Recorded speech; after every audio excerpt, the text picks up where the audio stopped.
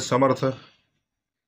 श्रीमद दासबोध दशक 8वा, ज्ञान दशक मायद्भव नाम, समाज 6वा, दुच्छित निरूपण नाम. श्रीराम समर्थ. श्रोता विनवी वक्तयासी, सत्संगाची महिमा कैसी, मोक्ष लाभे किता दिवशी, हे मज निरूपावे. समर्थाने दशक दाखवलं तो 8वा, ज्ञान दशक मायद्भव नाम. त्यामध्ये समाज दाखवला तो 6वा, दुच्छित निरूपण नाम. आता दुच्छित म्हणजे काय, तर समोर चित्त दुच्छित झाले. काय झाले? चित्त म्हणजे काय तर बोलले मन, आणि मनाच्या वरती 2 आहेत, करू न करू, करू न करू, त्याची मन. सद्गुरू बोलले ते दिसत नाही, ते धरता येत नाही, आणि ते दुच्छित झालेले. दुच्छित झालं म्हणजे काय झालं, तर ते नाही तर इकडं नाही तर तिकडं 50-50 झालं. म्हणजे काय झालं, नाही ते विषयांकडं, नाही ते सद्गुरू बोलले आत्मारामाकडं. म्हणजे नाही विषयांकडं नाही आत्मारामाकडं, म्हणजे ते इकडं तिकडं फिरते. म्हणजे काय झालं तर बोले दुच्छित झालं. काय झालं? आता हे सूचित करण्यासाठी काय करावं लागेल, तर समर्थाला, त्याला सूचित करण्यासाठी समर्थाला निरूपणाच्या माध्यमातून त्याला शिकवावं लागेल. आता निरूपणाच्या माध्यमातून त्याला शिकवायचं म्हणजे मन, तुमचं आमचं मन, तुमचं आमचं चित्त एका ठिकाणी स्थिर झालं पाहिजे. आणि त्यांनी श्रवण हे मनाने केलं पाहिजे. कशाने केलं पाहिजे? आणि त्याचं साधन दिले ते तुमचे आमचे कान, 2 कान, 2 कान. सद्गुरू बोलले ही शिकवण धरता चित्ती, समर्थाने लिहून ठेवलं, ही समर्थाची, ही सद्गुरूची जी शिकवण आहे, ती शिकवण एकदा त्या मनाने धरली की शिकवण धरता चित्ती, मग सकळ बोले सुखे ओळंगती, अंगी बाणे म्हणती अकस्मात. बघा, पण काय झालं पाहिजे, तर ही शिकवण चित्ती धरली पाहिजे, तर चित्तातील काम क्रोधादी मलाचा नाश होईल. बघा, सद्गुरू बोलले. म्हणून समर्थाने लिहून ठेवलं ना, तुझे द्रवण श्रवण 2 परी. हे निरूपण जे आहे ना, ते जे परी किती आहेत, त्याच्या श्रवणाच्या 2 परी आहेत. एक ते चित्त शुद्ध करी. काय करते, तर तुमच्या आमच्या पिंडात चित्त शुद्ध करतं. काय करतं? आणि दुसरं काय करतं, तर जीव ब्रह्म ऐक्य करी. काय करी? मायाने ब्रह्म एक केलं, त्या मायेला ब्रह्माची ओळख दिली. सद्गुरू बोलले. आणि त्यांचं काय केलं, तर बोलले त्याचं शुभमंगल केलं. काय केलं? शुभमंगल लावलं, विवाह केला. मायानी ब्रह्माचं विवरण, मग करता चुके जन्म होणं. सद्गुरू बोलले तुझे श्रवण 2 परी, एक ते चित्त शुद्ध करी, दुसरे जीव ब्रह्म ऐक्य करी. एक केलं, आणि त्या ऐक्यातून जो पुत्र जन्माला आला त्याचं नाव आहे विवेक.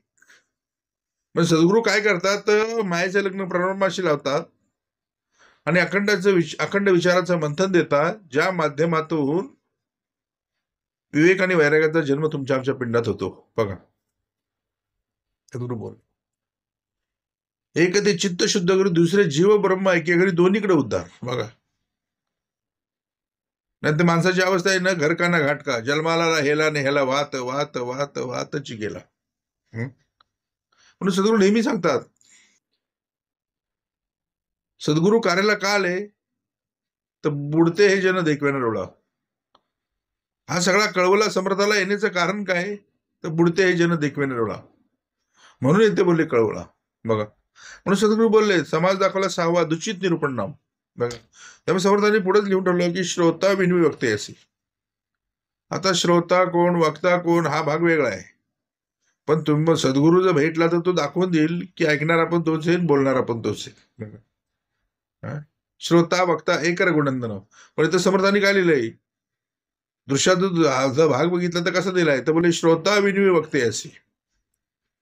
काय म्हणतोय तो, संत संघाची महिमा कैसी, सत्संगाची महिमा कैसी, मोक्ष लाभे किता दिवशी हे मज निरोपावे.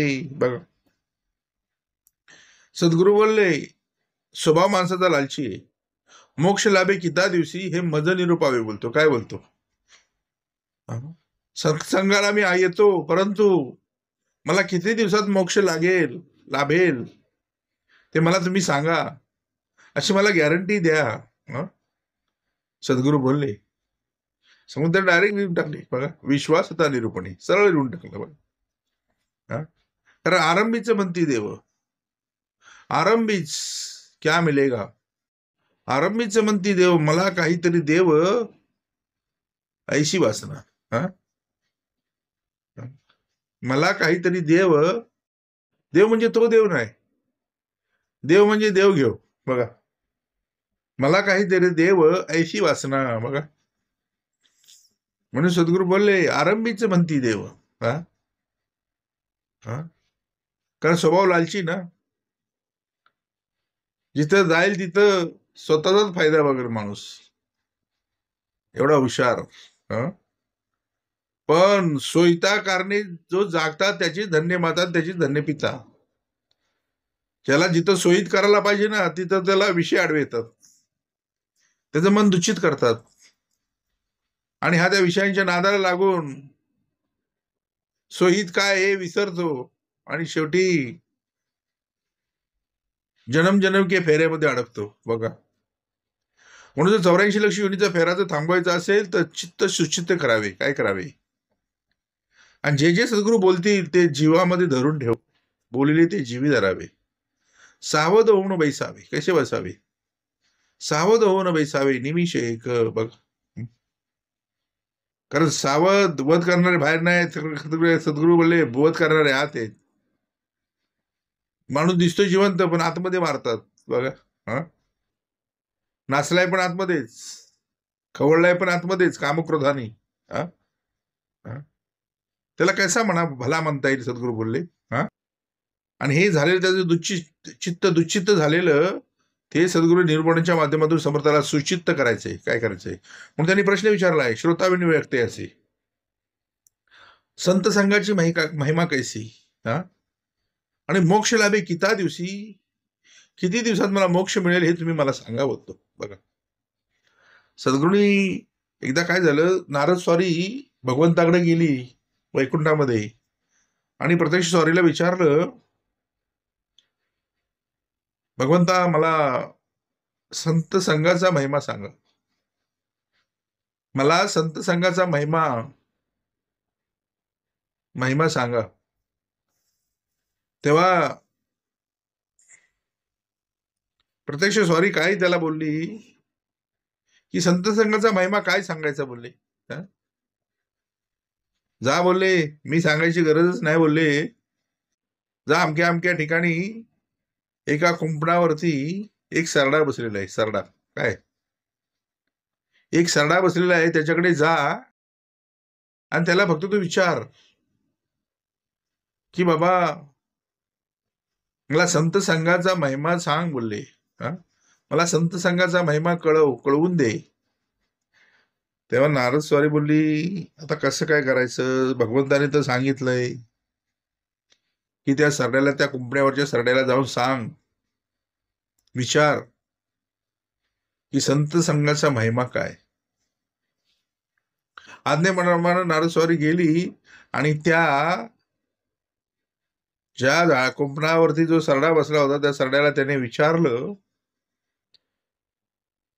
की बोलले मला संत संघाचा महिमा सांगा, मला संत संघाचा महिमा सांगा. ज्यावेळी हे शब्द त्याने ऐकले त्यावेळी त्या सरड्यानी आपले प्राण सोडले. नारद मुनी टेन्शन मध्ये आले. बोलले याला फक्त मी संत संघाचा महिमा सांगण्याबद्दल विचारलं, ते पण मला भगवंताने सांगितलं होतं, ह्याला विचारलं तर हा लगेच मरून पडला. पुन्हा स्वारी भगवंताकडे गेली, पुन्हा स्वारीनी भगवंताकडे गेली. पुन्हा नारदांनी भगवंताला विचारलं की मी त्याला विचारायला गेलो त्या सरड्याला, पण तो सरडा लगेच मरून पडला. तर सॉरी बोलले, असं काय? ठीक आहे बोलले, एक काम कर, त्या एका एका झाडावरती एक पोपट बसलाय. एका झाडावरती एक नुकतंच जन्मलेलं पोपट बसलाय बोलले. म्हणजे थोडे दिवस झाले, त्या पोपटाला जाऊन विचार की संत संघाचा महिमा काय. तेव्हा नारेश्वरी पुन्हा गेली. आता आज्ञा कशी बोलणार? नारेश्वरी पुन्हा गेली, त्या झाडाजवळ गेली.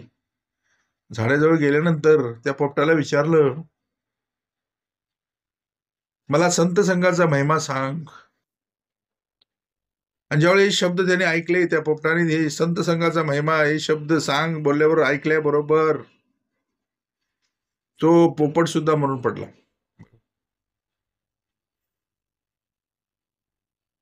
बोलला करायचा काय? बोलतो, पहिला सरड्याला विचारलं तो पण मरून पडला, पोपटाला विचारलं तो पण मरून पडला, परत भगवंताकडे गेला, नारस्वारी भगवंताकडे गेली आणि पुन्हा भगवंताला विचारलं, भगवंत असाचा भाग झाला. तेव्हा सॉरी बोलले, ठीक आहे काय प्रॉब्लेम नाही, तू एक काम कर, आताच एका गोठ्यामध्ये वासरू जन्माला, गाईचं वासरू जन्माला आलंय. अमक्या अमक्या घरामध्ये, अमक्या अमक्या शेतकऱ्याच्या घरी एक वासरू जन्माला आलंय, गाईने एक बछडा दिलाय. त्याला जाऊन विचार त्या गाईच्या बछड्याला की संत संघाचा महिमा काय. सॉरी जरा घाबरतच गेली, त्या शेतकऱ्याला विचारलं. शेतकरी बोलला, हो आमची गाई व्यालेली आहे आणि तिला वासरू झालेलं आहे. तेव्हा नारस्वारी त्या शेतकऱ्याला बोलली, मला भेटायचंय त्याला. तेव्हा गोठ्यात गेली. ज्यावेळी त्या वासराला विचारलं नारस्वारीनी की मला संत संघाचा महिमा सांग, आणि ज्यावेळी शब्द ऐकले त्यावेळी त्या वासराने लगेच आपले प्राण सोडले. बघा,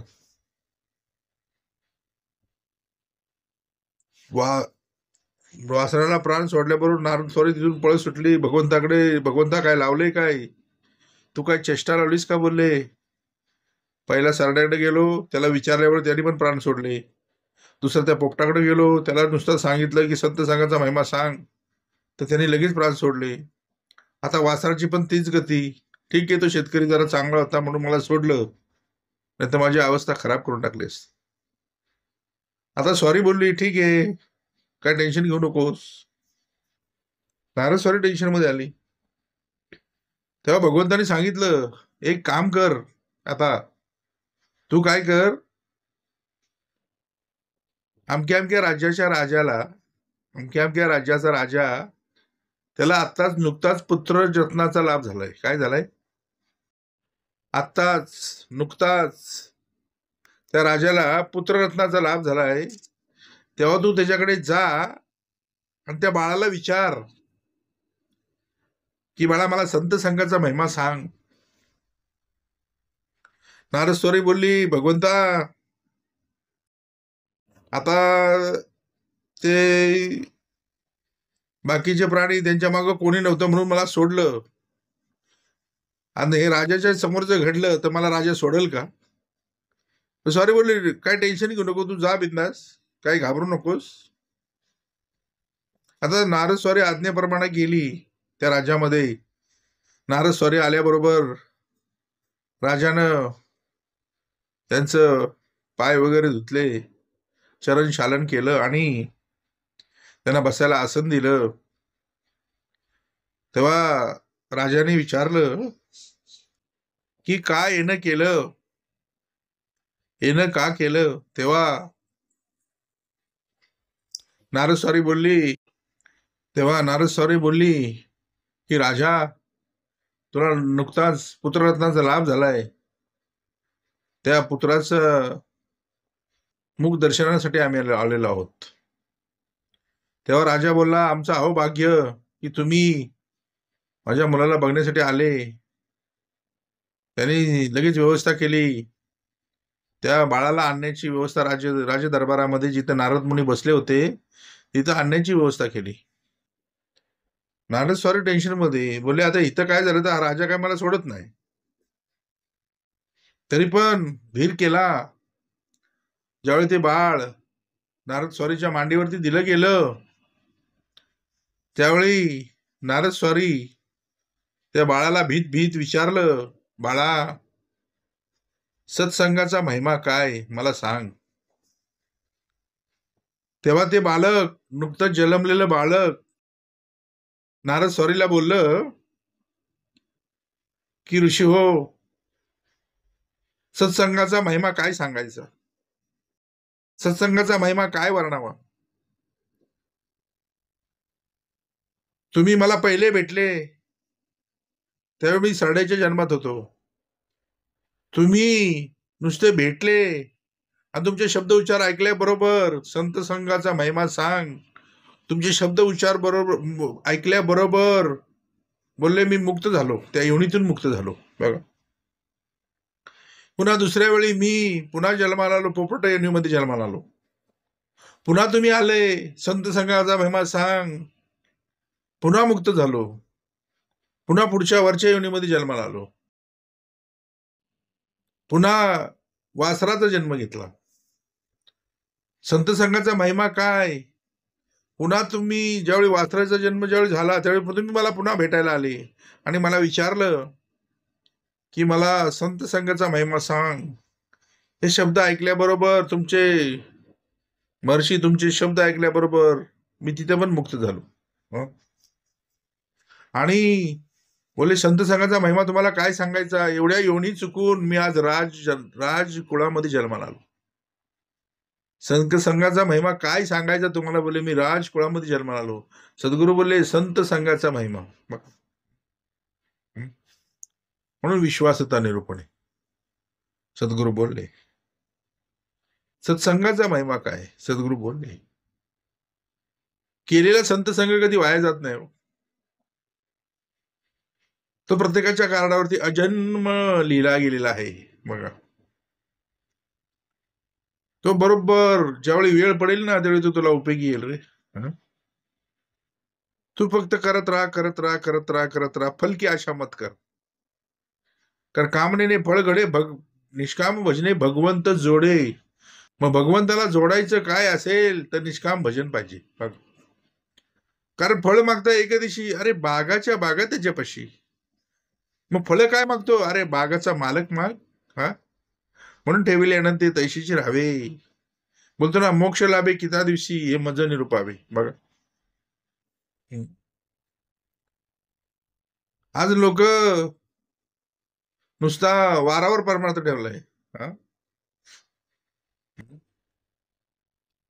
लोक बोलतात हा किती दिवसाचा कोर्स. सद्गुरू हा कोर्स वगैरे नाही, हे जन्मापासून मृत्यापर्यंतचं कार्य आहे. बघा, जोपर्यंत तो आहे तोपर्यंत ती आहे, तोपर्यंत ती आहे तोपर्यंत ते आहेत. बघा, जोपर्यंत तो आहे तोपर्यंत ती आहे. तो म्हणजे तो चालवणारा, तोपर्यंत ही माया आहे. तो आहे तोपर्यंत ती आहे, ती आहे तोपर्यंत ती आहे, ती आहे तोपर्यंत हे आहे.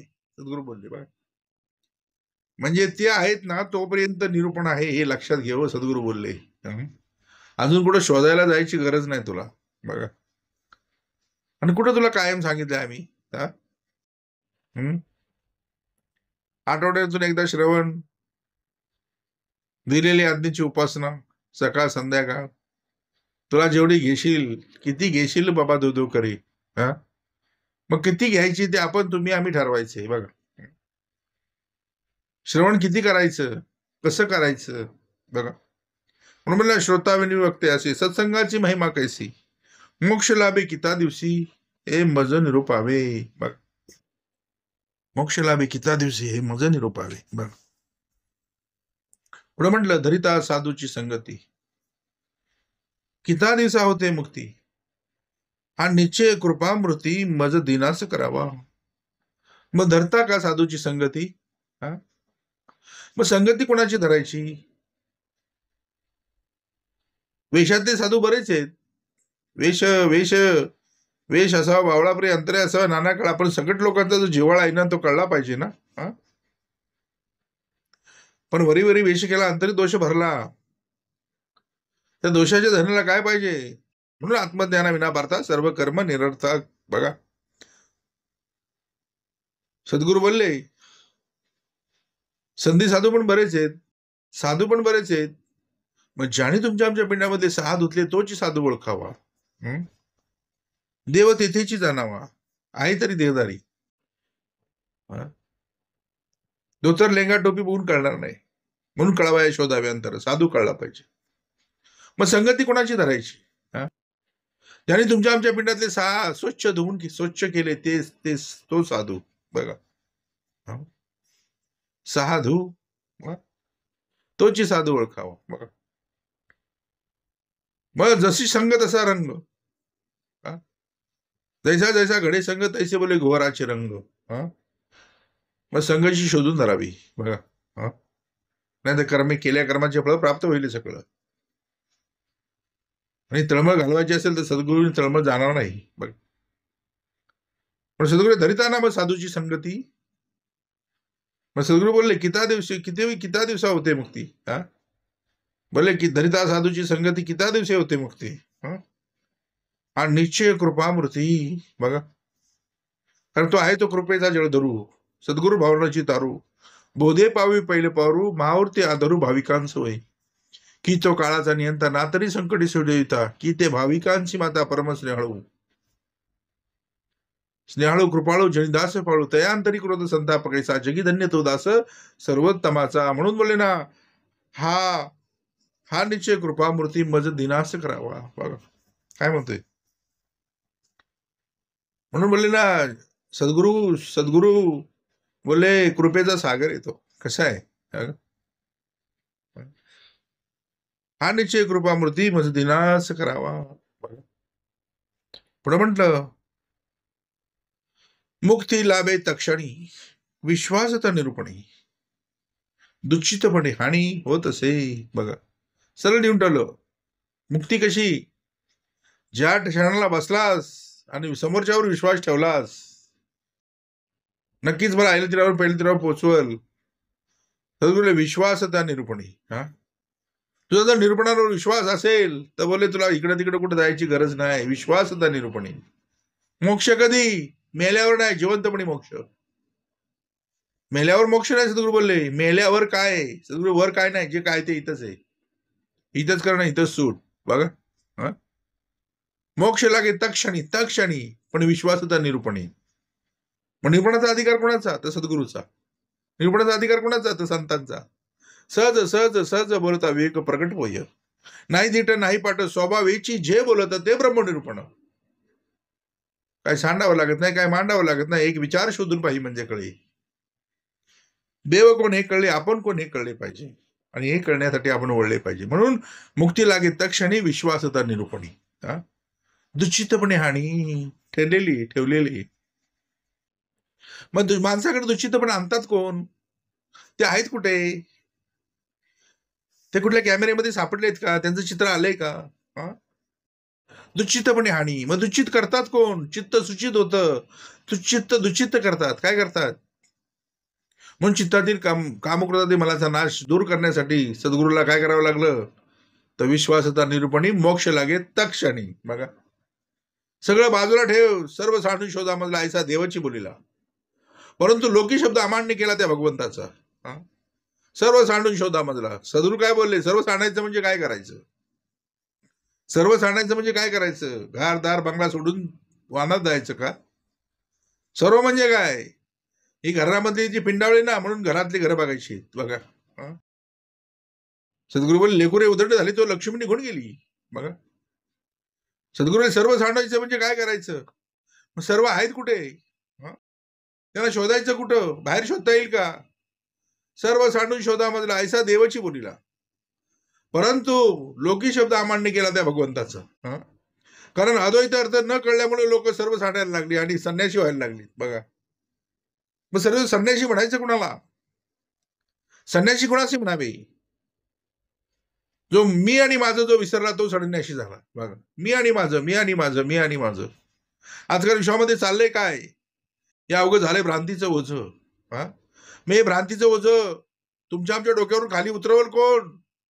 तर जा सद्गुरूशी शरण. बघा मुक्ती लाभे तक्षणी विश्वासता निरूपणे. दुःचितपणे हानी होत असे, मग हानी काय कमी आहे का?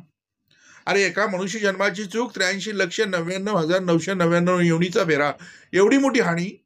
मी हानी आपणास मारी वाचवी ना तो कोण? आपणास मारी वाचवायची म्हणजे सद्गुरू भेट झाली पाहिजे. आपणास मारी वाचवी ना तो कोण? तो बोले आत्महत्यारा. जिवंतपणी सार्थक नाही केले, जित्यापणी सार्थक नाही केले, व्यर्थ आयुष्य निघून गेले. अरे बाबा, मुळे धान्याचं नाही पेरले, पेरण्यासाठी तुमच्या आमच्या चित्तामध्ये सुपिकता पाहिजे ना. काही पेरायचं म्हटल्यानंतर तुमच्या आमच्या पिंडामध्ये सुपिकता पाहिजे ना, डोक्यामध्ये सुपिकता पाहिजे ना, चित्तामध्ये सुपिकता पाहिजे ना. म्हणून चित्त दुःचित्त करावे, चित्त सुचित्त करावे. बघा म्हणून म्हणे ना, दुःचितपणे हानी होत असे. बघा मग हानी काय कमी आहे का? एका मनुष्य जन्माची चूक एवढा फेरा, एवढ्याची पुण्य तो हा नकशिकांत उत्तमाचा नरदेह. म्हणून म्हणले सांग नरदेह जोडले आणि परमार्थ बुद्धी विसरले. तो कैसा म्हणावा भला, अमृत सविताच पावला मृत्यू राहो. आता असो हे बोलणे, अधिकारासारखे घेणे, परंतु अभिमान त्यागणे हे उत्तम उत्तम. बघा पण म्हणून सर्व नेहमी सांगतात, दुश्चितपणाला की हानी ठेवलेली आहे. बघा दुश्चितपणा तुमच्या आमच्या पिंडामध्ये आला ना की हानी ठेवलेली आहे. म्हणून ही हानी थांबवायची असेल तर दुश्चितपणा जिथं सुचित केलं जातं तिथं गेलं पाहिजे. म्हणून बोलले ना, मुक्ती लाभे तक्षणी विश्वास निरूपणी. दूषितपणे हानी होत असे, सुचितपणे दूषित मन होते अकस्मात, त्यास करावे निवांत कोणे परी. सुचितपणे दूषित. बघा दिसतोय सुचित पण झालंय सुचित दूषित. काय झालंय? दिसतोय सुचित पण आतमध्ये दूषित आहे. काय त्याची अवस्था द्वेधा झालेली. म्हणून म्हणले ना, करू न करू त्याची म्हण. बघा म्हणून ते चित्त सुचित करायचंय. काय करायचंय? एका बाजूला आणायचंय. त्याला काय करायचंय? सुचितपणे दुःचित मन होते अकस्मात. काय होते? मन काय होते? अकस्मात होते. बघा मग ज्याही गोष्टी घडतात ना ते अकस्मात घडतात, एवढं लक्षात ठेव. म्हणून अकस्मात येईल रे मग आला. कुठली वेळ कधी येईल सांगू शकत नाही. म्हणून राजा जागा राहा, सावध राहा. रात्र कोणाची? वैरीची. मग वैरी कुठे आहेत? बाहेर आहेत का? त्यावेळी फौजा दिसत होत्या, त्यांना तलवारीने कापता आल्या. पण आता फौजा कुठे आहेत? गणिमांच्या फौजा आता आहेत कुठे? गणिमांच्या देखता फौजा रणशुरांच्या पुरपुरल्या पाहिजे भुजा. ऐसा पाहिजे की राजा कै पक्षांनी परमार्थी. तयास देखता दुर्जन नाके बैसवी प्रचितीचे तडाके. मग सद्गुरू आला की काय करतो? तो प्रचितीचे तडाके देतो. त्या माध्यमातून सद्गुरूने तुमच्या आमच्यातलं चित्तातला चित्त सुचित्त करतो. काय करतो? म्हणून म्हणे ना, सुचितपणे दुचित मन होते अकस्मात, त्यास करावे निवांत कोणेपरी. मग मनास वय विश्रांती आणि समाधान कुठे होईल? त्या मनाला काय करावे? बोले निवांत करावे. काय करावे? त्यास करावे निवांत कोणेपरी. कुठल्या माध्यमातून या मनाला निवांत करता येईल? सद्गुरू बोलले त्याचं एकाच ठिकाणी जिथं जिथं हरिकथा निरूपण झालं तिथं तिथं मन गेलं पाहिजे. समर्थाने लिहून ठेवलं, मनाच्या तोडून ओढी श्रवणी बैसावी आवडी, घडीने घडी काळ सार्थकच करावा. बघा कारण मनाची ओढी काय कमी आहेत का? पुढे लिहिलंय समर्थाने तेच, मनाच्या तोडून ओढी श्रवणी बैसावी आवडी, सावधपणे घडी घडी काळ सार्थक करावा आणि काळ सार्थक हाची परम लाभ जाणावा. बघा तर तुम्ही आम्ही जन्माला ह्या मृत्यूलोकामध्ये उतरलो ना, ह्या लाभ आहे हो. तुम्ही आम्ही काळ सार्थक, सद्गुरू बोलले काळ सार्थक करावा आणि काळ सार्थक हाची परम लाभ जाणावा. तुम्ही आम्ही मृत्यूलोकामध्ये जन्माला हा लाभ, सद्गुरू भेट झाली अलभ्य लाभ. बघा मृत्यूलोकामध्ये तुम्ही आम्ही जन्माला हा लाभ आहे, पण सद्गुरू भेटला अलभ्य लाभ. एवढा अलभ्य लाभ झाला की तुमच्या आमच्या पितरांनी सुद्धा उत्साह मांडावा. बघा एवढा अलभ्य लाभ झाला की त्या पितरी बांधल्या उत्साह हो, पितरी मांडीला उत्साह हो. मग तुमच्या आमच्या पितरांनी उत्साह मांडावा असं कर्म तुमच्या आमच्या पिंडामधून घडलं पाहिजे बघा. कारण एका पुरुषाने परमार्थ केला तर बोले 21 कुळ उद्धरण्याचा अधिकार त्याच्याकडे दिलेला आहे. किती? एका पुरुषाने जर परमार्थ उत्तमाचा केला तर बोले 21 कुळ उद्धरण्याचा अधिकार दिला. आणि स्त्रियांकडं 42 कुळ उद्धरण्याचा अधिकार दिला. बघा, मोठा अधिकार स्त्रियांकडे दिलाय. म्हणून सद्गुरू बोलले परमार्थाला स्त्रिया पहिल्या असतात, पुढे असतात, जास्त प्रमाणात त्याच असतात. कारण 42 कुळ उद्धारायचे, 21 सासरकडची, 21 माहेरकडची. बघा, हा, म्हणून मला एवढा अलभ्य लाभ झाला की त्या आमच्या पित्रांनी सुद्धा उत्साह मांडावा. बघा, पित्री मांडीला उत्साह हो. जेपासून देह झाला तेपासून मृत्यू लागलेला आहे. जेपासून देह झाला तेपासून मृत्यू लागला. अरे जेवी सापे कधी वेळ कुठली सांगू शकत नाही. जेवी सापे बेडूक धरला, गिळू लागला नवनिमिषे. साप बेडूका ते गिळी आणि बेडूक मुखे माशा ते कवळी. तैसा मृत्यू मुखी पडली विषय बोली जंबती. म्हणून येता आळसू जेने केला तर सर्वस्व नागवला. तिथं परमार्थ हातीचा गेला, आवृत्ती पडला बहुचक्री. ऐशी जाणली दुराया देहाच्या या लवलाया, परमार्थ साधावया उद्यत्य व्हावे म्हणून छेदुनी आळसाशी. तुम्ही आम्ही परमार्थाला येताना कसं आलं पाहिजे तर छेदुनी आळसाची दौडीने निद्रेसी. आत्मचिंतन अनिशी अविश्रामेशी साधावे. तुम्ही आम्ही साधायला ते कुठलं लग्न तर आत्मलग्न. आत्मचिंतन अनिशी अविश्रामेशी साधावे म्हणून साधावे आत्मलग्न. सावधान त्या बिजोराचे म्हणून त्याने साक्षेपी आपणच आत्मलग्न साधावे. बघा, सद्गुरू बोलले कसं म्हणता लिहून मनाच्या तोडून ओढी श्रवणी बैसावे आवडी. सावधपणे घडीने घडी काळ सार्थक करावा. बघा, पुढे बंद अर्थप्रमेय ग्रंथांतरी शोधून घ्यावे अभ्यंतरी. दूषितपणे आले तरी पुन्हा श्रवण करावे. बघा, जरी दूषितपणे आला ना तरी पुन्हा पुन्हा श्रवण करावे. त्याच्यावरती उपायच येते श्रवण मात्रा. बघा, नाहीतर औषध न घे असून व्यथा पथ्य न करी सर्वता. कारण श्रवण करण्यासाठी श्रवण सद्गुरू बोलले श्रवण करण्यासाठी श्रवण केलं पाहिजे. बघा, सद्गुरू बोलले पुढे तिथे लिहिले अर्थप्रमेय ग्रंथांतरी. अर्थात ग्रंथ बहुत असती परंतु जेने न उपजे विरक्ती भक्ती तो ग्रंथच नव्हे. बघा, समर्थाला हा दासबोध शिवतर गळीमध्ये लिहावा लागला. 20 दशक 200 समास फोडून दशक फोडून केला विशद. 20 दशक 200 समास सद्गुरू बोलले हे समर्थाने शिवतर गळीत दिला दासबोध. बघा, मग त्याचा अर्थ सांगायला ज्याचा अधिकार तोच पाहिजे ना. अर्थप्रमेय ग्रंथांतरी. मग या ग्रंथामध्ये काय अर्थ आहे ज्याला दाखवायचा तोच पाहिजे ना. लोकांनी वरून वाचून शब्दार्थ लावला हो, पण याचा अद्वैत अर्थ काय हे दाखवणारा फक्त अर्थप्रमेय ग्रंथांतरी तो पाहिजे हो. या ग्रंथामध्ये अर्थ काय लपलाय तो दाखवणारा पाहिजे. समर्थाने सरळ निघून ठेवलं. अरे हा बसलेला ग्रंथ वाचतो. कुठला ग्रंथ? कुठला ग्रंथ? कोण ग्रंथ? हे काय बोलायचे तर श्रवण केल्याने प्राप्त काय आहे? कोण ग्रंथ? कुठला ग्रंथ? हा बसलेला ग्रंथ. सद्गुरू बोलले तो बसलेला ग्रंथ वाचतो आणि त्याला कसं वाचायचं या मृत्यू लोकांमध्ये ते शिकवतो. साधं सोपं आणि सरळ गणित. अर्थप्रमेय ग्रंथांतरी शोधून घ्यावे अभ्यंतरी. म्हणजे सगळं शोधायचं कुठं? पाहावे आपणास. आपण शोधून घ्यावे अभ्यंतरी. अभ्यंतरी म्हणजे काय? आतमध्ये. पाहावे आपणास आपण दयाशीच म्हणावे. ज्ञान म्हणजे आत्मज्ञान. पाहावे आपणास आपण. आणि जयासन नाही आत्मज्ञान ते जितची प्रेता समान.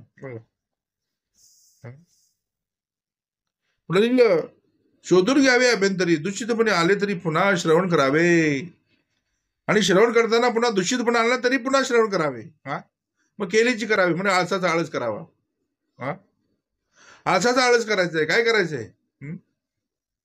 आळस येईल पण आळसाचा आळस करायचंय आणि श्रवण करायचंय. काय करायचंय?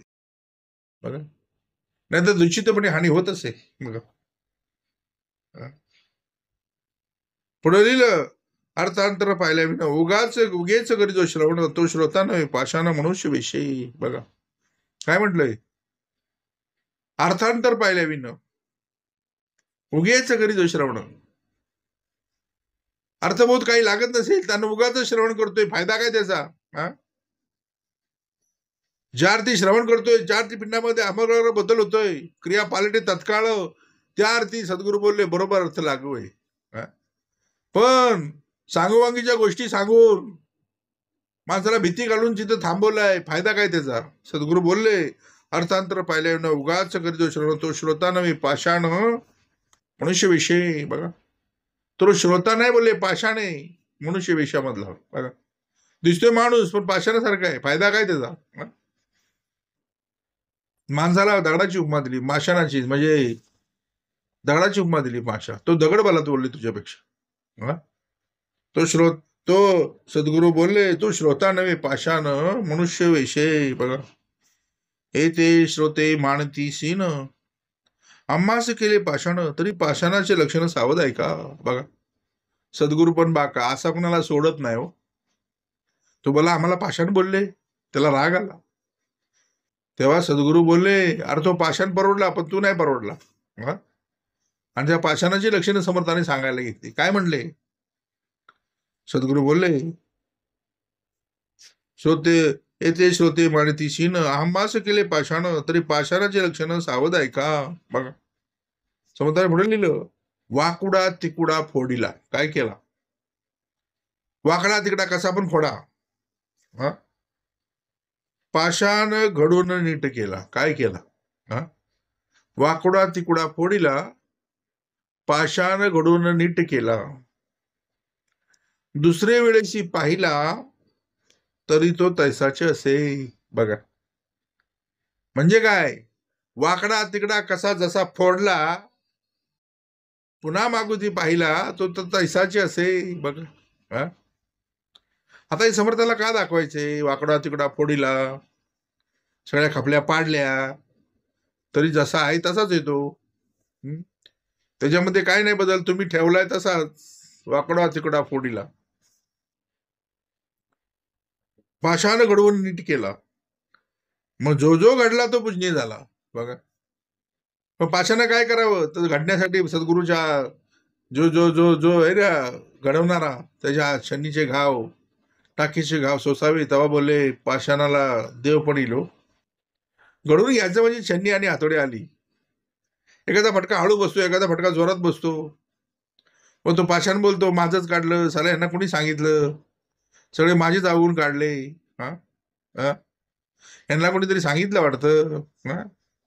सद्गुरू बोलले नाही, विषय तेवढेच आहेत, इकडून बदले तरी तेवढेच तिकडून बदले तरी तेवढेच. 68-64 सगळे एकच गोतावळा सगळा. आणि सद्गुरू नेहमी निरूपण त्यांच्यावर देतात, त्यांचे अवगुण एकच आहेत, वेगळा विषय नाही. जसा ज्याचा पैसा तसा त्याचा अवगुण. करोडोवाला करोडोमध्ये अवगुण करतो तोच अवगुण माणूस एकदम लो क्वालिटीमध्ये पण करतो. बघा अवगुण तोच, पण जसा पैसा वाढेल तसा त्याचा अवगुण वाढतो. बघा सद्गुरू बोलले वाकडा तिकडा फोडला. बोलले काय केला, पाषाण घडून नीट केला. दुसऱ्या वेळी पाहिला तरी तो तैसाचे असते. पुढे लिहिलं, टाकीने खपली फोडली. कशाने फोडलाय, टाकीने खपली फोडली, ते मागुती नाही झडली. मनुष्याची कुबुद्धी झडली तरी ती पुन्हा लागे. बघा आता पाषाणापेक्षा ह्याला वेगळा म्हटलाय, पाषाणापेक्षा चांगला, मनुष्यापेक्षा पाषाण चांगला असं म्हटलंय. समर्थाने काढलं, टाकीने खपली फोडली. जो वाकडा तिकडा फोडला होता त्याच्या खपल्या पाडल्या, ती खपली पुन्हा कधी चिकटली नाही हो. त्याला 10 वेळा तरी बघितला तर तसाच दिसणार. सद्गुरू बोलले पण माणसाची कुबुद्धी झाडली. श्रवणाच्या माध्यमातून टाकेचे घाव सोसून सद्गुरू काय करतात, घडवतात 2-2.5 तास त्याला बसवतात समोर, छडणी हातोडीने फटके मारून त्याची खपली काढतात. परंतु त्याची कुबुद्धी झाडली ना तरी ती दुसऱ्या वेळी पुन्हा लागते. बघा कारण काय, त्याचे अवगुण त्याला वाटते गुण. आपले अवगुण वाटते गुण हे मोठे करंट लक्षण, पाप करंट लक्षण बोलले. सद्गुरू बोलले वाकुडात टाकीने फोडली टाकीने खपली फोडली ती मागुती नाही जडली. माणसाची कुबुद्धी झाडली तरी ती पुन्हा पुन्हा लागे. म्हणून श्रवण का करावे, अखंड का करत राहावे, दूषितपणा आला तर पुन्हा श्रवण करावे, का करावे. तर सद्गुरू बोलले दुसरा पर्याय याच्यावरती उपाय दुसरा आहेच नाही बोलले. कारण काय आहे तर ऐकल्या विना कळे ना, हे तो ठाऊक आहे जना. या कारणे मूळ प्रयत्न काय तर श्रवणादी बघा, केलीची करावे अति आदरे करावे. श्रवणाचा अनादर आळसे करे जो नर, त्याचा होय अपहार सोय हिताविषयी. म्हणून सोय हिता कारणे जागता त्याची धन्य माता त्याची धन्य पिताना तर उगाच माये कष्टविली. फुकट माई 9 महिने 9 दिवस त्या आईला त्रास दिला बघा. म्हणून सद्गुरू नेहमी सांगतात टाकीने कपली फोडली ती मागुती नाही जडली. माणसाची कुबुद्धी झाडली तरी ती पुन्हा लागे, पुन्हा लागे, पुन्हा लागे. म्हणून पुन्हा पुन्हा श्रवणाला यावं लागे. म्हणून ते स्वर्गीच्या अमर इच्छिताती मृत्यूलोकी व्हावा जन्म आम्हा. आणि जे काही चाललंय वैकुंठाधिपतीचं कार्य, त्या कार्याचा रसस्वाद, त्या कार्याचा रसस्वाद आम्हाला घेता यावा. पण त्यांना घेता येत नाही. कारण काय तर अमरपद लागलंय. हा अधिकार दिला कुणाला तर माणसाला दिला. पण माणसाची कुबुद्धी झाडली तरी ती पुन्हा पुन्हा लागते. म्हणून त्याला बोलले पाषाण तुझ्यापेक्षा दगड परवडला पण तू नाही परवडला. आणि ह्याला तिथंच राग आला. बोलतो आम्हाला दगड म्हणता म्हणजे काय. पुढे लिहिलं सांगता अवगुण गेला पुन्हा पुन्हा मागू जडला या कारणे महाबला पाषाण गोटा बघा. सांगता अवगुण गेला पुन्हा मागू जडला या कारणे महाबला बोलले पाषाण गोटा परवडला. ज्याचा अवगुण झडे ना, काय म्हणते, ज्याचा अवगुण झडे ना तो पाषाणाहून उना. काय म्हटलं, ज्याचा अवगुण झडत नाही ना तो पाषाणापेक्षा सुद्धा खालच्या थराचा आहे बोलले. तो दगड परवडला पण तो नाही परवडला. ज्याचा अवगुण झडे ना तो पाषाणाहून उना. पाषाण आगळा गुन्हा आगळा जाणा कोटी गुणे बघा. पाषाण त्याच्यापेक्षा कोटी गुणांनी चांगला आहे असं लिहिलंय. काय लिहिलंय, पाषाण आगळा जाणा कोटी गुणे बोलले बघा. तो दगड परवडला, तो पाषाण परवडला पण माणूस नाही परवडला. टाकीने खपडली फोडली ती मागुती नाही दिली. माणसाची कुबुद्धी झाली ती पुन्हा लागे, पुन्हा लागे, पुन्हा लागे. म्हणून पुन्हा पुन्हा यावं लागे त्रिवेणी संगमावरती आंघोळ करायला. आणि पिंडातला घोळ घालून घ्यायचा आहे. काय घ्यायचं आहे बघा. कारण घोळ करणारे बाहेर नाही, घोळ करणारे आत आहेत. आणि त्यांची ओळख फक्त सद्गुरू देतात बघा. कोटी पुढे म्हटलं कोटी गुणी कैसा पाषाण त्याचेही ऐका लक्षण. श्रुती करावे श्रवण सावध होणी. समर्थ काय बोलले, श्रोती करावे श्रवण कोटी गुणी पाषाण उत्तम का. हे कशा करता श्रवण करावं. त्या सद्गुरू बोलले श्रोती करावे श्रवण सावध होणी. सावध ज्यार्थी म्हणलंय त्यार्थी धोका आहे.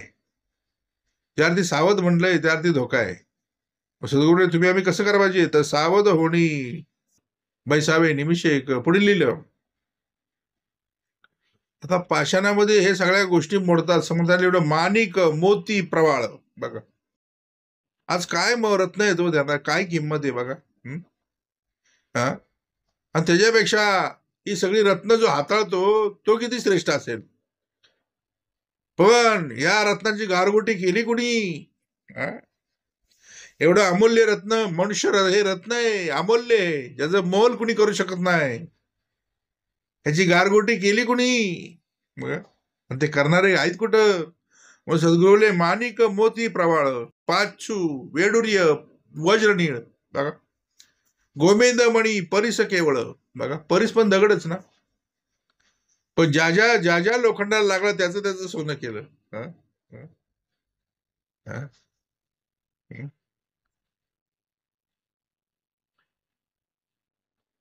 सद्गुरू बोल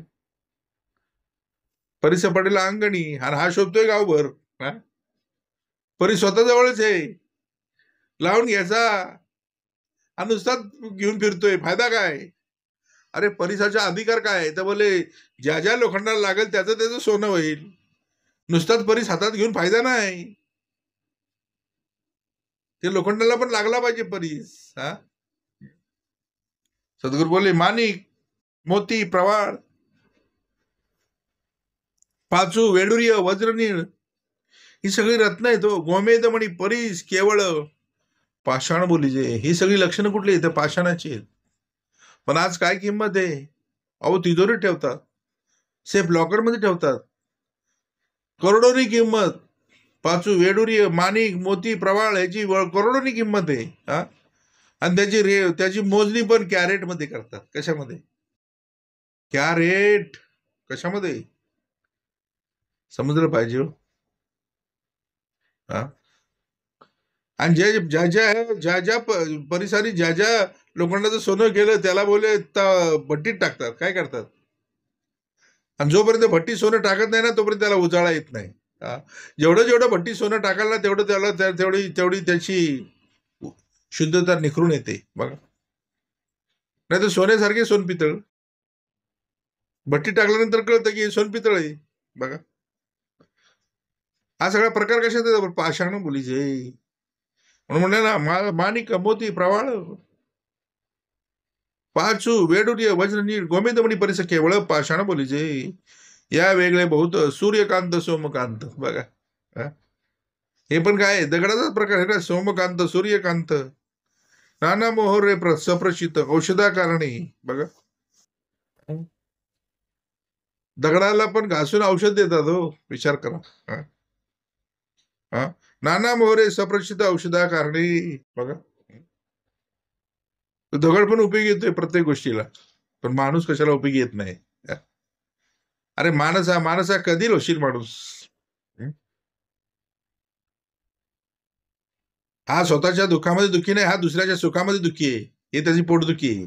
बघा, क्या सुनील बाबू नया घर, नई गाडी, नई बीवी. हा, याचं लक्ष सुनील बाबूकडं. अरे तुझं बघ. हा, ते काय करायचं ठरव. हा, सुनील बाबूच्या कर्माप्रमाणे त्याला गाडी मिळाली, त्याला चांगली बायको मिळाली. तुझं काय ते बघ ना. त्याच्याकडे बघून आपलं आयुष्य फुकट घालू नकोस. माणसाची अवस्था ती आहे. तो दुसऱ्याच्या सुखामध्ये दुःखी नाही, तो दुसऱ्याच्या स्वतःच्या दुःखामध्ये दुःखी नाही, तो दुसऱ्याच्या सुखामध्ये दुःखी आहे. ही माणसाची अवस्था. ही बदलायची असेल तर जा सद्गुरुशी शरण. बघा, बोलले ना, या वेगळे बहुत सूर्यकांत सोमकांत नाना मोहरे प्रसिद्ध औषधा करणे. याही वेगळे पाषाण भले नाना तिथीचे लागले वापी खूप सेकी झाले हरिमोर मूर्ती. बघा, सद्गुरू बोलले, आज या हरिहरांच्या ज्या मूर्ती दिसत्या त्या तुम्ही आम्ही जे तीर्थक्षेत्रामध्ये जातो आणि जे नमस्कार करतो, नंतर तीर्थ पेतो, त्या समोर देवाच्या मूर्ती असतात. आता ह्या मूर्ती सुद्धा सद्गुरू बोलले दगडामध्येच घडलेल्या आहेत, पाषाणामध्येच घडलेल्या आहेत. आज काय किंमत? जो आलो त्याला हात जोडतोय, पण जो जो घडला तो पूजनीय झाला. जो नाही घडला ना त्याला आडवाट केला. काय केला? त्याला आडवा केला, पाषाण. आणि जो आडवा केला त्याच्यावरती काय करतात तर भाविक काय करतात, त्याच्यावरती नारळ फुटतात. एवढे फटके मारतात ना जोरात. नारळाची पण जात काय काय अशी निबार असते ना, ती एका फटक्यात फुटत नाही. तिला 2 मार, 3 मार, 4 मार असे फटके मारावे लागतात. आणि ते पण हळूहळू नाही मारत, जोरात. बघा, म्हणून सद्गुरू बोलले आपल्या हाताला सुद्धा झिंझिण्या येतात, एवढा खाली त्या दगडावरती फटके बसतात. मग तो दगड त्यावेळी काय बोलतो माहितीये का? ज्यावेळी घडवत होते त्यावेळी घडलो नाही. टाकेचे घाव सोसले असते तर आज नमस्कार झाला असता मला, पण आज मला फटके बसतायत. कारण काय? हा, मग जो जो घडला तो पूजनीय झाला. सद्गुरू बोलले. बघा, सद्गुरू बोलले याही वेगळे पाषाणामध्ये नाना तीर्थीचे लागले.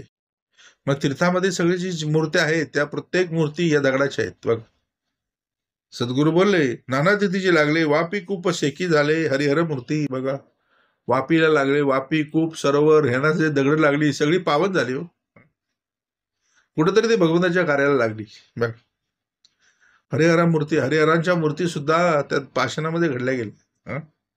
नखशिकांत उत्तमाची मूर्ती घडवली. बघा, सुबक मूर्ती. बघा, याचा पाहता विचार पाषाणायचे नाही सार मनुष्य ते काय पामर पाषाणा पुढे. बघा, मनुष्य म्हणजे पामर ना. हा, पाषाणा पुढे. सद्गुरू बोलले मनुष्य ते काय पामर पाषाणा पुढे. हा, तरी तो ऐसा नव्हे पाषाण जो अपवित्र निष्कारण तयासारखा देह जाण दूषित भक्तांचा. आता असे बोलणे घात होतो दूषितपणे, दूषितपणाचे निगुणे प्रपंच ना परमार्थ. घात कशाने होतो? ना परमार्थ प्रपंच ना परमार्थ, दोहीकडून गेला. काय केला? दूषितपणामुळे होतं काय? नाही धर घर घर का नाही धर घाट का. दूषितपणे सद्गुरू बोलले, पुढे बोललं, आता असं हे बोलणे घात होतो दूषितपणे. मग घात करणारे बाहेर नाही, जे चित्त दूषित करतात ना ते घात करतात. काय करतात? घात होतो दूषितपणे. दूषितपणाचे निघून ना प्रपंच ना परमार्थ. पण सद्गुरू नेहमी सांगतात, तुमच्या आमच्या रथाला 2 चाक आहेत. एक प्रपंचाचं चाक आहे, त्याच्यामध्ये संसार प्रपंच सर्व येतो, आणि एक परमार्थाचं चाक आहे. आज माणसाची अवस्था अशी झालेली आहे की तो काय करतोय, तर फक्त फक्त आणि फक्त प्रपंचाच्या चाकावर जोर देतोय. त्यामुळं काय झालंय माहितीये का, एक चाक मोठं एक चाक छोटं. माणसाच्या ज्या रथाचं चाक आहे, एक चाक मोठं आहे, एक चाक प्रपंचाचं आहे, एक चाक परमार्थाचं आहे. पण परमार्थाचं चाक छोटं आहे आणि प्रपंचाचं चाक मोठं आहे. संसार प्रपंचाचं चाक मोठं आहे. आणि नुसता त्या प्रपंच संसार प्रपंचाच्या चाकावरतीच माणूस दूर देतोय. त्यामुळं किती जरी रथ पळाला, किती जरी ती गाडी चालली, तरी ती गाडी पुढे जात नाही, तिथल्या तिथं फिरणार. आता तिथल्या तिथं का फिरते, तर एक चाक छोटं आणि एक चाक मोठं. तर राऊंड तिथं राऊंड राऊंड राऊंड जन्म जन्म के फेरे. मग हे फेरे थांबवायचे असतील तर काय करायला पाहिजे, तर दोन्ही चाकं सारखी केली पाहिजेत. प्रपंच पण केला पाहिजे आणि परमार्थ पण केला पाहिजे. हा, नाही तर सर्व दोन्हीकडून जाईल हो ह्यो. बघा, म्हणून सद्गुरू बोलले ना, सद्गुरू बोलले, आता असो हे बोलणे घात होतो दूषितपणाचे निगुणे ना प्रपंच ना परमार्थ. बघा, म्हणून सद्गुरू बोलले, कर्ण त्यावेळी काय केलं, तर बोलले रुतलेलं चाक उपटत बसला. काय केलं कर्णाने, काय केलं, जे धरतीने गेलेलं चाक होतं ना ते उपटत बसला. सद्गुरू सद्गुरू श्रीकृष्ण सॉरी सॉरी एकदा बोलली की, बोलली तो कर्ण जर भेटला असता त्याला कर्ण जर भेटला असता त्याला सांगितलं असतं की बाबा, रुतेलं चाक उपटण्यापेक्षा दुसऱ्या चाकावर जोर दे. असा दुसऱ्या चाकावर जोर दे म्हणजे ते दुसरं चाक वरती येईल.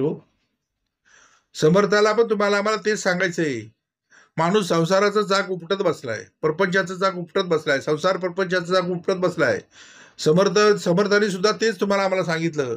सद्गुरू बोलले, प्रपंचाच्या चाकावर परमार्थाच्या चाकावर जोर दे, प्रपंच आणि संसाराचं चाक वरती येईल. हो बघा, नाही तर माणूस नुसता प्रपंच आणि संसार या चाक उपटत बसलाय, प्रपंचाचं चाक उपटत बसलाय. सद्गुरूने परमार्थाच्या चाकावर जोर दे, तर सद्गुरूने प्रपंचाचं चाक वरती येईल, कारण रुतलंय ना.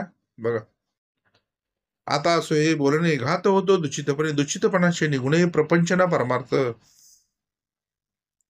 दूषितपणे कार्य नसे, दूषितपणे चिंतावसे, दूषितपणे स्मरण नसे, क्षण एक पाहता, दूषितपणे शत्रुजिने, दूषितपणे जन्म मरणे, दूषितपणाचे निगुणे हानी होय. बघा, मग कमी हानी का?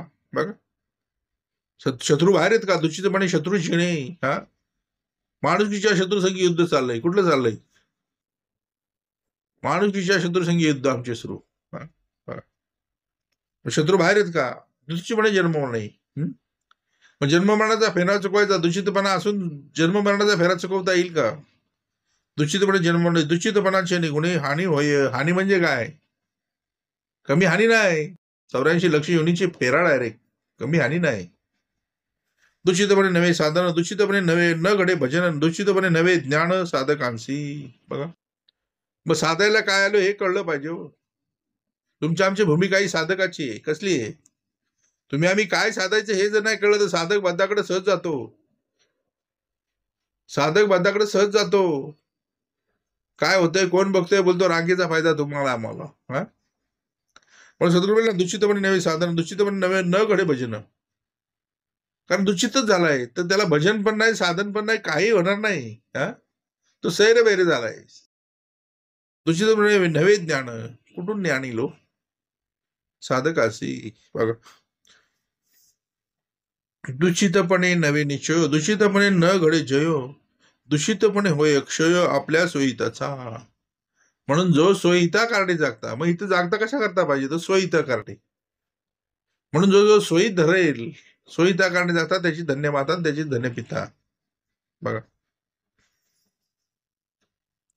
दूषितपणे न घडे श्रवण, दूषितपणे न घडे विवरण, दूषितपणे निरूपण हातीचे जाय. बघा, दूषितपणे निरूपण हातीचे जाय. बसलाय पण ऐकतच नाही. काय नळी फुंकली सोनार, इकडून तिकडून गेले वारे. या श्रवणाचे प्रकार 3 आहेत, 2 आहेत, 3 आहेत.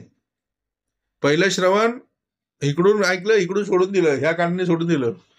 दुसरं श्रवण इकडून ऐकलं, इकडून मुखातून सोडून दिलं. तिसरं श्रवण पाहिजे, कुठलं पाहिजे, इकडून ऐकलं ते परेमध्ये गेलं आणि परेमध्ये ढवळाढवळ झाली, आटले अवघड बाहेर आले. म्हणून सद्गुरू नेहमी सांगतात, दूषितपणे न घडे श्रवण, दूषितपणे न घडे विवरण, दूषितपणे निरूपण हातीचे जाय. बघा, सद्गुरू दूषितपणा काय काय करतो हे समर्थाने लिहून ठेवलंय हो इथं. एक पिंडामध्ये दूषितपणा आला तर काय काय माणसाची हानी करतोय हे दाखवण्यासाठी सद्गुरू प्रपंच करावा लागला. सद्गुरू बोलले, दूषित बैसलाची दिसे, परितोचे असतची नसे, चंचल चक्री पडले असे माणस त्याचे. त्याचं मानस चंचल चक्रामध्ये अडकले. त्याचं मानस कुठल्या चक्रामध्ये अडकले, तर चंचल चक्री पडले असे माणस त्याचे. आणि चंचल चक्र म्हणजे कमी नाही. सद्गुरू बोलले, त्या चंचल चक्राने भले भले ना कामाला लावलं, रावणासारख्याला कामाला लावला, दुर्योधनासारखा गेला. चंचल चक्री मानस तयाचे, मानस म्हणजे मन हो. सद्गुरू बोलले, दुचित्तपणे बैसला दिसे, परी तो असतची नसे, चंचल चक्री पडले असे मानस तयाचे. दिसतोय वर्ण चांगला, पण त्याचं मानस आहे ना, ते चंचल चक्रामध्ये अडकले. कशामध्ये अडकले? आणि मानस चंचल चक्रामधून बाहेर काढायचं म्हणजे श्रवणाशिवाय पर्याय नाही. केलीची करावे, अति आधारे करावे. वेडे पिशाच निरंतर, अंध मुखे बधीर आणि बधीर, तैसा जाणावा संसार दूषित प्राणयांचा. संसाराला समर्था सद्गुरूंनी काय लिहून ठेवलं? वेडे पिशाच निरंतर, अंध मुखी आणि बधीर, तैसा जाणावा संसार दूषित निश्चय प्राणयांचा. त्याच्या संसाराची अवस्था काय? तर अंध, वेडे, पिशाच निरंतर, अंध मुखे आणि बधीर. मुख्या, अंध आणि बधीर. बघा, नाही डोळ्याने दिसत नाही, कानाने ऐकायला येत नाही, बोलले मुखाने बोलतायत. बघा, पुढे लिहिलं, जसं वेडे पिशाच निरंतर. एखाद्याला पिशाचे लागले तर कसं तो वेडा होतो निरंतर, तसा अवस्था माणसाची आहे. कारण काय? एक चित्त दुचित्त झालंय. एक चित्त दुचित्त झाल्यामुळे काय होतं, तर वेडे पिशाचे निरंतर मुख्य. सद्गुरू बोलले, अंध मुख्य. मग माणूस आंधळा आहे कुठं? तर बोले, आंधळा आहे कुठं? परमार्थालाच आंधळा आहे. चांगलं त्याला दिसायचं नाही, कारण दुचित झालंय. मन मुख आहे कुठं? परमार्थालाच मुख आहे. बधीर कुठे आहे? तर बोले परमार्थालाच आहे, दुसरा कुठं नाही. जिथं जिथं त्याचं चित्त दूषित होईल, सूचित होईल ना, जिथं जिथं त्याचं चित्त सूचित होईल ना, तिथं तिथं तो अंध आहे, बधीर हे मुका आहे, असं आहे. बघा, पुढे बोलले, श्रवण असून ऐके ना, तैसा जाणावा संसार दूषित प्राणयांचा. पुढे लिहिलं, सावध असून उमजे ना. दिसतोय सावध, पण उमजे ना, काय करायचं कळत नाही, फायदा काय? वेळे प्रसंगाला जर विद्या उपयोगी येत नसेल तर ती विद्येचा उपयोग काय? सद्गुरू बोलले, सावध असून उमजे ना. दिसतोय सावध, म्हणजे वेळ आली त्यावेळी त्याला काही कळत नाही, काय करावं कळत नाही, उमजे ना. श्रवण आहे पण ऐके ना. नुसती बसली तनू, आश्रमामध्ये बसली तनू, निरूपण पण चालू आहे, पण दुसरी बसली तनू बाहेर गेला मन पाहून. ची शिकवण मनाला आहे, तो मनच बाहेर फिरतय. म्हणून मनाच्या तोडून ओढी, श्रवणी बैसावे आवडी, सावध मने घडी निघडी, काळ सार्थक करावा. बघा, सगळं बोल, सावध असून म्हणजे ना, श्रवण असून ऐकेना, अज्ञान असून कळेना, सारा विचार. बघा, मग सारा सारा विचाराचा निवाडा करायचा म्हणजे राजहंसाची भूमिका आली. मग हा राजहंस होईल कधी? तर दूध आणि पाणी वेळेचा अधिकार तुला दिलेला आहे. कशाचा? तुला राजहंस बनवायचा आहे. काय बनवायचंय? हा, नाही तर लक्ष्मण विष्णेचा गोळा स्वतःच काय म्हणवी राजहंस म्हणवी, असे बरेच आहेत. टाकाटाक सगळे सजतात बिसतात लवतात बिवतात सर्व.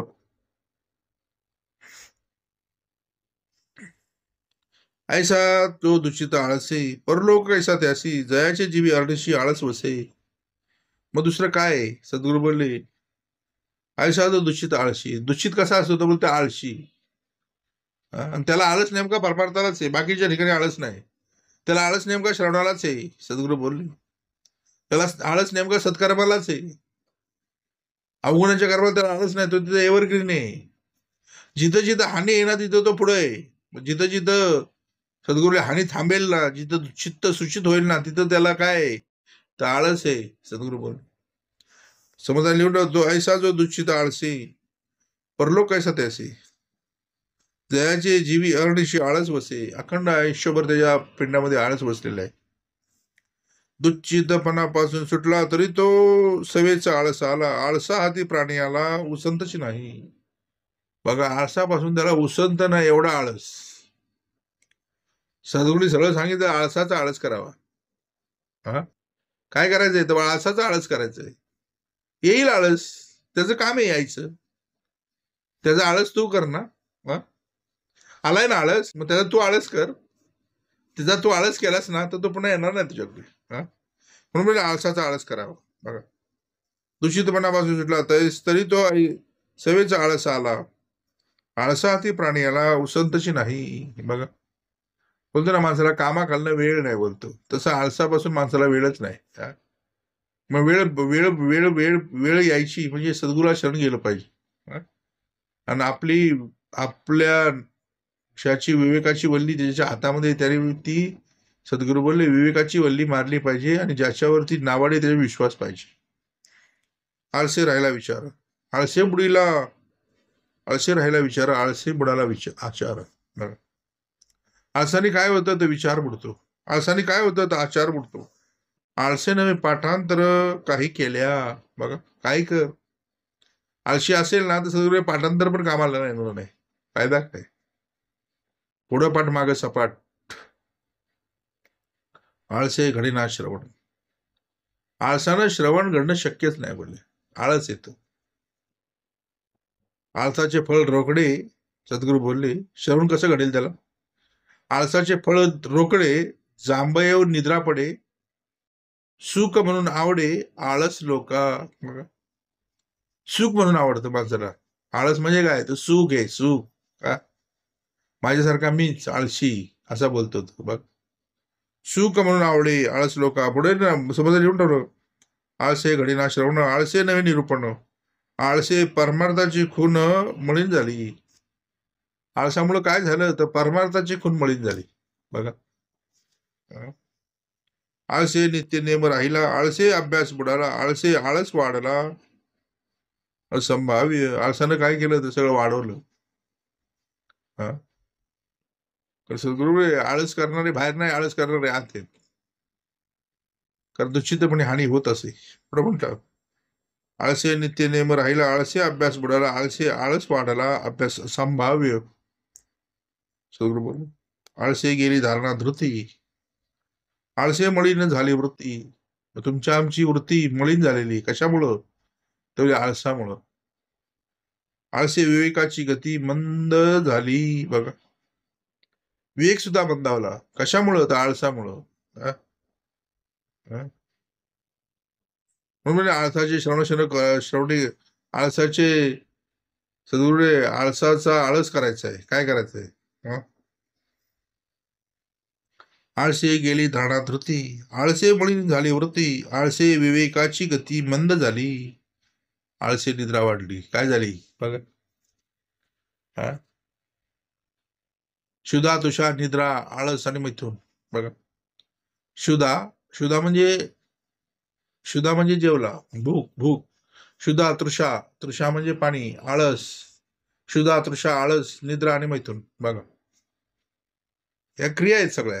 पहिली शुदा लागताच जेविला, आळस येतात निजेला. मग काय शेवटी बघा, शुदा, तृषा, निद्रा, आळस आणि मैथून. शुदा, तृषा, आळस, निद्रा आणि मैथून, बघा असं कार्य आहे सगळं. आळसे विवेकाची गती मंद झाली, आळसे निद्रा वाढली, आळसे वासनेचा विस्तार झाला. काय झालं आळसामुळे? काय झालं तर वासनेचा विस्तार झाला. हा, आणि ती काय करते तर जन्मजन्मच्या फेऱ्यामध्ये अडकवते. वासनेचा विस्तार केला. विस्तार केला म्हणजे काय केला तर सगळीकडे वाढवली. हा, आळसे शून्याकार झाली, सद्बुद्धी विच्छाची. सद्बुद्धी सुद्धा आळसामुळं सद्गुरू बोलले शून्याकार झाली आळसामुळं. बघा, हा. आळसे निद्रा वाढली, आळसे वासना विस्तार आली, आळसे शून्याकार झाली, सद्बुद्धी निश्चयाची. अंतराळी भेटला पाहिजे निश्चयाचा मामेरू, बौद्ध जनांचे आदरूस, अखंड स्थितीचा निर्धार श्रीमंत योगी. मग त्याचा निश्चय जो होता ना, 15 मांडे 16 निश्चय तुझा ठेव, अखंड करीन तर श्री सेवा दास्य भक्ती करीन. कारण आळसाचा आळस करायचा आहे. बघा, पुढील दुच्चीपणा सवे आळस, आळसे निद्राविळासे केवळ त्रास, नाश आयुष्याचा. निद्राविळासे केवळ नाश आयुष्याचा. निद्रा, आळस, दूषितपण हेच मूर्खाचे लक्षण. येणे करता निरूपण उमज यायची ना. बघा, त्याला हे समजणारच नाही. ज्याच्याकडे आळस आहे ना, हे निरूपण समजणारच नाही. सद्गुरू बोलते निद्रा, आळस, दूषितपण हेच मूर्खाचे लक्षण. मूर्खाचे लक्षण काय? समोर थोडक्या शब्दामध्ये लिहून ठेवलंय. निद्रा, आळस, दूषितपण हेच मूर्खाचे लक्षण. येणे करता निरूपण उमजेची ना. आणि ह्या गोष्टी ज्याच्याकडे आहेत ना, त्याला निरूपण कळणारच नाही. सद्गुरू बोलते सरळ उमजेची ना. म्हणून सद्गुरू लिहिलं, हे तिन्ही लक्षणे जेथे विवेक कैसा असेल तेथे.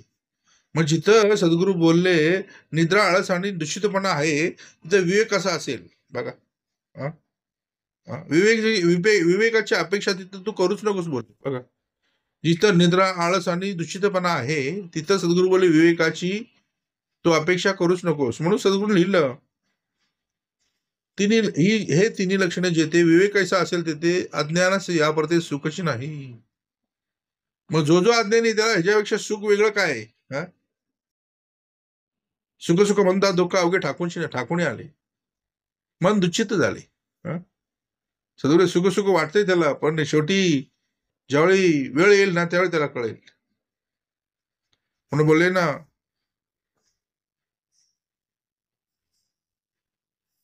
हे तिन्ही लक्षणे जेथे विवेक कैसा असेल तेथे अज्ञानास या परते सुखची नाही.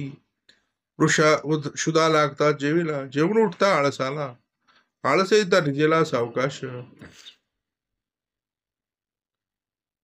शुदा लागता जेवला म्हणजे काय तर सगळे शुदा म्हणजे भूक लागली की जेवला, जेवून उठता आळस आला. म्हणून ते म्हणते ना, शुदा, तृषा आणि आळस, नंतर निद्रा, नंतर बघतो. पुढे जेवून उठता आळस आला, आळस येता निजेला सावकाश. निजो न उठता दूषित, कदा नवी नाही सावशित. येते कशी आत्महित निरूपणी, मरकडापासी दिले रत्न, पिशाच्या हाती निधान. दूषिता पुढे निरूपण तयापरी होय, आता सोयोपपत्ती आशंकेची कोणगती. किता दिवसा होते मुक्ती सजना क्षणी संगे.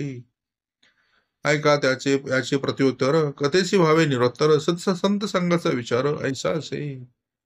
लोह परिसय लागला, थेंबुटा सागरी बुडाला, गंगे सरिती संगम झाला तक्षणी. बघा, समर्थाने बोलले मोक्ष किता दिवशी लाभतो. आता ऐकायचे प्रत्युत्तर. किता दिवसा होते मुक्ती, लोह परिसय लागला, थेंबुटा सागरी मिळाला. आकाशातला थेंब ज्यावेळी सागराला मिळतो त्या क्षणी मोक्ष. बघा, गंगे सरिती संगम झाला तक्षणी, सावध साक्षेपी आणि दक्ष, त्यास तत्काळाची मोक्ष. इतरांचे ते अलक्ष नक्षीर्ण वचे. येथे शिष्य प्रज्ञाच केवळ, प्रज्ञावंत न लगे वेळ, अनन्यास तत्काळ मोक्ष लाभे. प्रज्ञावंत आणि अनन्य तयास न लगे क्षण, अनन्य भावार्थे विन प्रज्ञा खोटी. प्रज्ञेविन अर्थ न कळे, विश्वासेविन वस्तू ना कळे. प्रज्ञा विश्वासे गळे देहाभिमान, देहाभिमानाची अंती सहजची वस्तू प्राप्ती. सत्संगे सद्गती विलंबची नाही, सावध साक्षेपी विशेष. प्रज्ञावंत आणि विश्वास जयास साधनी सायास करणेची न लगे, इतर भाविक साबडे, तयासची तयासही साधने मोक्ष जोडे, साधू संगे तत्काळ उडे विवेक दृष्टी, परी ते साधन मोडू नये, निरूपणाचा उपाय निरूपणे लागे सोय सर्वत्रांसी, आता मोक्ष आहे कैसा, कैसी स्वरूपाची दशा, त्याचे प्राप्तीचा बरवसा, सत्संगे कैसी सत्संगे केवी, ऐसे निरूपण प्रांजळ, पुढे बोलिले असे सकळ, श्रोती होणी निश्चळ अवधान द्यावे, अवगुण त्यागव्या कारणे, न्यायनिष्ठूर लागे बोलणे, श्रोती कोप न धरणे ऐसिया वचनाचा, इति श्री दासबोधे गुरुशिष्य संवादे, दूषित निरूपण नाम समास 6वा. जय जय रघुवीर समर्थ.